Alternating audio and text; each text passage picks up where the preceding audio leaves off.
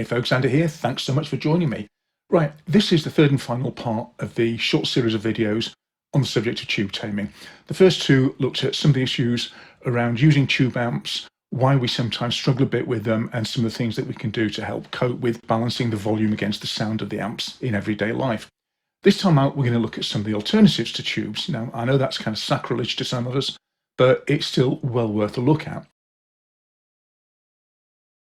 So today we've got to consider the two things in the role of the amplifier. One is it makes things louder, it amplifies, and the other is it adds drive, it adds dirt. And we're not just talking here about sort of rock and metal sort of dirt. Even when you are playing a nominally clean sound, the sort of thing that country pickers might use, you're still getting a little bit of non-linearity out of your amplifier. You're getting the sound of the amp superimposed on the sound of the guitar to make that sound. So transistors started to become readily available in the mid-60s, and quickly they were replacing valves or tubes in lots of applications. They were smaller, they were lighter, they were cheaper, they generated less heat, they were more reliable. Loads of good reasons to switch over to new solid-state technology. Now, arguably by this time, listeners had got used to the sound of valves in radios and amplifiers. So transistors had a little bit of a battle on their hands, and in fairness, a lot of those early circuits probably did not sound as good as the very well developed, because they had a long history, valve amps that were out there. But over the years, some very well respected artists have made great use of transistors. Brian May recorded with a 1.5 watt solid state amplifier that was made by John Deacon, bass player with Queen. Ty Tabor of King's X with his Lab Series amps, Dimebag with his Randalls, Buzz Osborne with his Sons. Also some iconic studio gear, things like the famous Neve 1073, which is probably the most coveted studio console preamp on the planet ever, solid state. The API 312, again, a classic. So many recordings have been put through these things, solid state. And let's not forget SSL, solid state logic. It's right there in the name. So over the last number of years, non-tube options have really blossomed out, to the point where it's a wide range that can become really quite confusing today. Remember those 2 points about what we do with our amplifiers? We make things louder and we make the tone. Well, we now have to separate those out to get some sort of understanding of what the options are all about. So as well as the original format solid state amplifiers, we've got digital modelers built into rack units, into pedals, also built into heads and combos. We've got the Kemper Profiler, we've got analog modelling units, we've got pure software solutions. We've got the latest generation of mini-amps, which take the technology that has been going into pedals for the last few years, and they're putting them into small, miniaturized versions of the amp heads. Going back, as I say, it's almost a full loop back, but instead of being this big, these amps are now this big, and you can lift them up with one finger. So all of these devices contribute to making the tone. Some of them also amplify it. For those that don't, there have been options that have come along in the last few years that have really kind of blown the lid off this whole thing. And one of the big players is the Class D amplifier. Now, Class D amps are solid state amps they're analog, they're super lightweight, they're super efficient. They don't generate much heat, so they don't need big heat sinks. They don't use a vast amount of electricity, which, as we start to care more and more about the planet that we're living on, is increasingly important. They will fit into small enclosures, and they seem to be very reliable. So all of a sudden, you can take your tone generating pedals or rack units or profilers or modelers, and you can couple them with a Class D amplifier.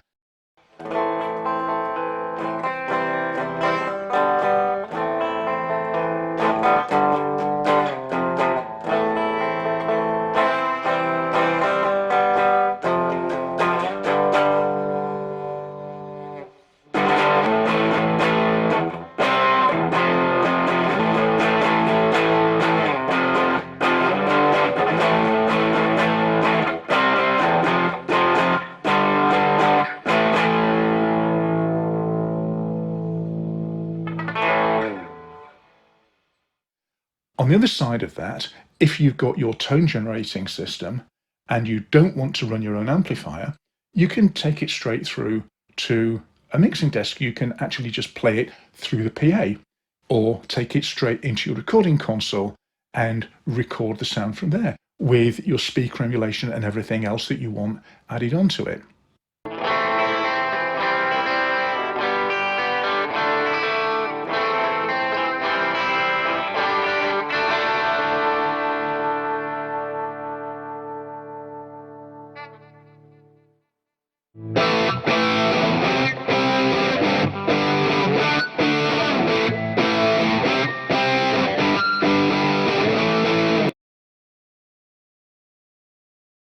Which is best? Quad Cortex, Helix, Axifex, Kemper, Pod, any of the others?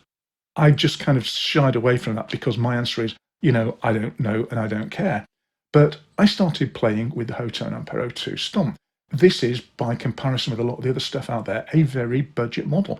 But it is so, so useful. It's a Swiss Army knife tool in so many ways. And the world just sort of opens up more and more into this whole hybrid approach.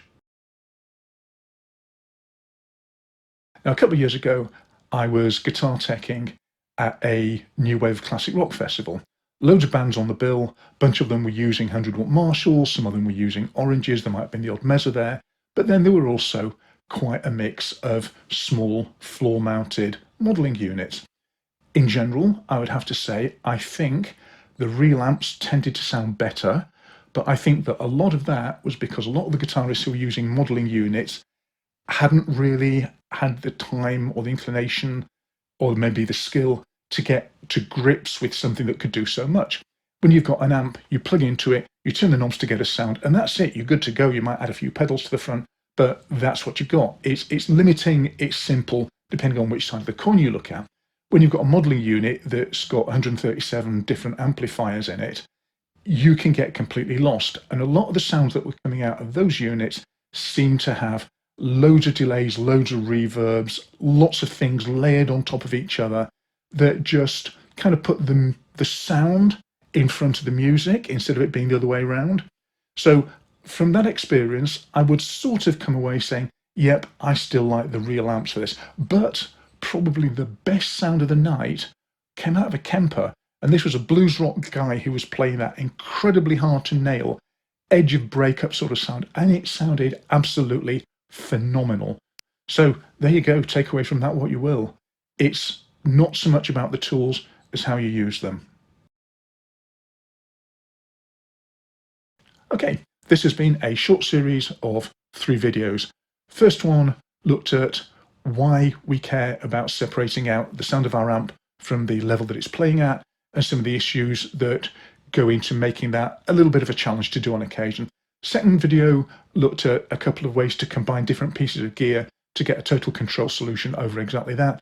And this third one, some of the things you can do if it's not going to be all about tubes all the way. Sometimes we just need to step back and make the best of what's available. Okay, hope this is useful. If it is, as always, maybe think about giving us a thumbs up. That'd be nice. Maybe think about hitting the subscribe button. Maybe think about hitting the little bell so you get notified when new stuff comes out. If you've got any questions, especially on the more technical side of things, stick them in the comments. I will be absolutely delighted to see if I can do anything about answering them for you. Look after yourselves. I'm Andy Picker, and hopefully I'll see you next time out. Take care now.